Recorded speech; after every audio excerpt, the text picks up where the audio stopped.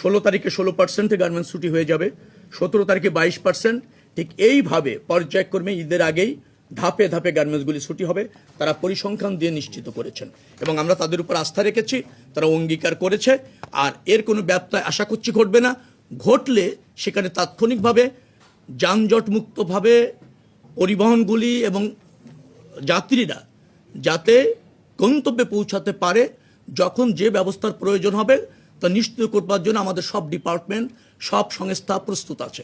পরিস্থিতি বুঝে যে কোনো ব্যবস্থা নেওয়া হবে। আপনি জেনে খুশি হবেন, আমরা আরও 2টি স্টেশনের মতো আর কি তৈরি করেছি। যেমন ওটাকে বলা হয় বসিলার ঘাটটা আমরা চালু করেছি যাতে, আর কাঞ্চন ঘাটও চালু করেছি যাতে সদরঘাটে চাপটা একটু কমে, ওখান থেকেও লঞ্চে উঠে যেতে পারবে।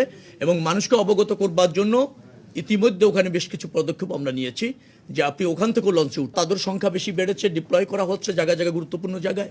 আশা করছি আপনারা একটা স্বস্তির ঈদযাত্রা পাচ্ছেন।